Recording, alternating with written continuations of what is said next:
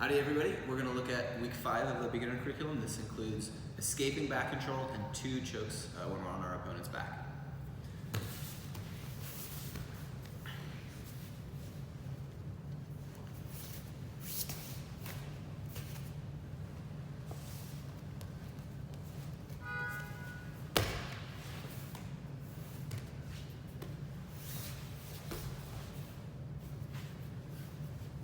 Okay, when my partner's on my back, the first thing I need to think about is defense. This is one of the worst positions that we can end up in. Pure grappling, it's far and away the worst position we can be in.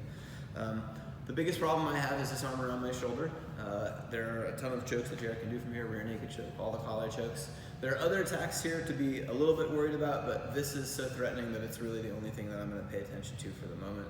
And if Jared starts to give me the idea that he's going to go for something else, I'll deal with that as it comes. So I'm going to start by making a C grip on my partner's wrist, and I'm going to make either a hook grip at my partner's elbow, or you can even hold the gi and like kind of pull your partner's shoulder down, which can be a little disruptive. Okay, I'm going to orient us this way a little bit. So I'm going to control this top arm with both of my hands. I'm doing all that I can to prevent my partner from making a collar grip or getting his arm around my neck. Okay, and then I'm kind of like locking my elbows down, and then I'm going to walk up over my partner. And I want to continue to walk as high as I can. I'd like to walk until I get taller than my partner if possible. And then I'm going to jump my head over my partner's head, and I'm going to put my head on the floor. And then I'm going to start walking myself out to the side. And with every step or two that I take, I'm going to scoot my hips, right? So I keep walking and then scooting my hips. So I step and scoot. And what I'm doing is I'm using the mat to scrape my partner off my back. And you'll notice that I'm pinning my partner's bottom leg under my hips, okay? Once I've killed the bottom leg and I've popped the hook off, I'm going to take my hand that's on the upside, the hand that's controlling higher on my partner's arm. I'm going to release his arm and I'm going to stiff arm his leg at the knee. Okay, I'm going to step out, and now I'm going to start shrimping. And as I shrimp, I'm going to keep my shoulder on my partner. Okay, so I don't want to completely fall off. And I'm just going to keep shrimping higher and higher. Okay, and I can adjust. As I get higher and higher, eventually I'm going to get to the point where like my foot is stuck here, and all that's left for me to do is remove my leg. So I'm going to do this almost like a half guard pass. I'm sitting on my butt, my left foot comes in, stands on my partner's thigh, and I push to extract my last leg. Okay, now the last important piece is that always to finish this escape, we will turn towards my partner's knees. Okay, so I'm going to go in this way, almost pulling myself in. And I'm going to wind up in a side control position.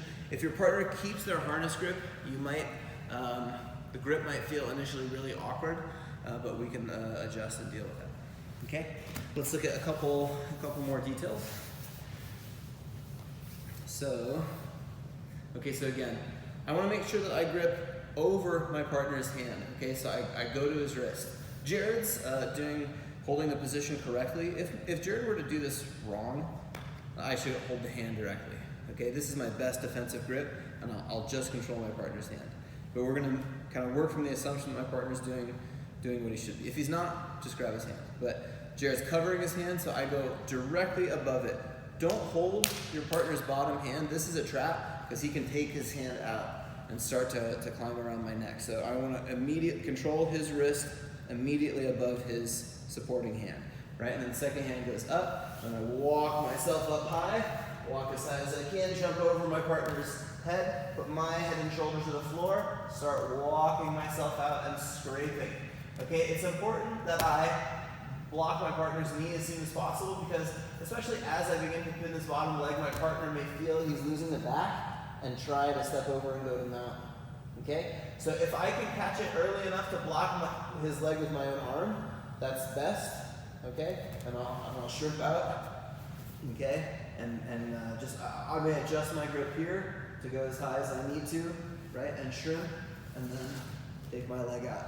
Now the reason I need to turn to my partner's legs is if I turn this way, my partner has a chance to follow me and chase my back again. So if I turn this way, my partner can actually just try to follow me and reset the back control, and I can end up having done all that work for nothing.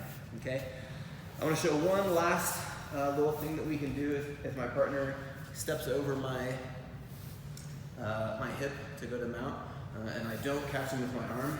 So I walk up, jump my partner's head, shoulder and head to the floor, stepping out. Look, I step.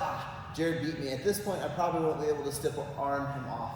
So I'm going to try and collect his leg with my leg. So to do that, I take my bottom leg and I turn it and face outside. So my foot points outside. Now this leg is going to step over, and I just throw it over Jared's leg.